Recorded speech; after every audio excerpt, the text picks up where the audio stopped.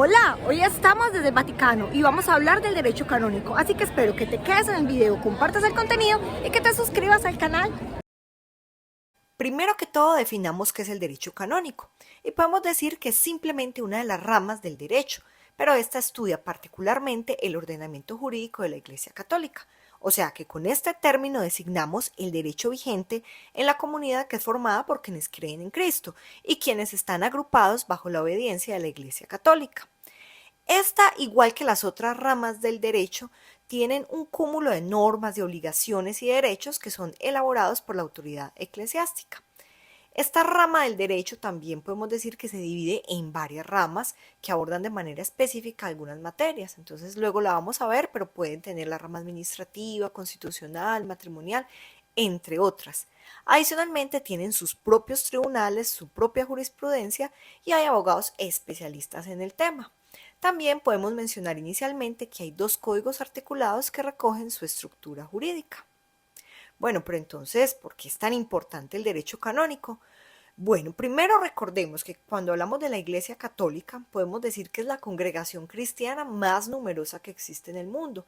Tiene más de 1.300 millones de fieles y está conformada por 24 iglesias que se rigen por el obispo de Roma, o sea, el Papa. Entonces, digamos que en vista de que la comunidad es tan grande, existe una necesidad latente de regular sus procesos y por eso es que siempre se ha practicado el derecho canónico. ¿Por qué? Porque a través de él se establecen las normativas que deben seguir todas las personas que están involucradas dentro de su sistema. Bueno, ¿y cuáles serán las características del derecho canónico? Bueno, hay varias características, pero podemos mencionar que el derecho canónico es unitario, es decir, la Iglesia Católica es una y por lo tanto su ordenamiento tiene que ser único. A ello va muy ligado también el tema de la universalidad, que sería otra de sus características. Entonces, aquí podemos decir que este derecho tiene como sujetos a todas las personas que se identifican con la religión católica y por lo tanto va dirigido a todos ellos. Otra de las características es que es único, y es único porque realmente no existe otro orden superior. No es como por ejemplo en el derecho estatal donde tenemos la Constitución como norma superior, no. Aquí en este caso el derecho canónico no se divide en jerarquías y no depende de un ordenamiento superior. Adicionalmente, es bueno saber que es un derecho elástico porque ha tenido una gran evolución desde sus inicios, incluso desde la Edad Media. Bueno, ¿y por qué se llama canónico? Son muchas las razones, pero principalmente es porque las primeras disposiciones y normas en la Iglesia recibieron el nombre de canon o cánones, y esa palabra significa norma o medida. Bueno, ahorita lo habíamos mencionado y es que el derecho canónico tiene varias ramas. Está el derecho canónico administrativo, el derecho canónico matrimonial, el derecho canónico constitucional, el derecho canónico procesal y el derecho canónico fundamental. Tal vez de estos el derecho canónico matrimonial es esa rama que puede resultar más conocida para nosotros, ya que es la que establece el marco legal de los derechos y obligaciones que se adquieren a partir de un contrato matrimonial celebrado por el rito de la Iglesia Católica.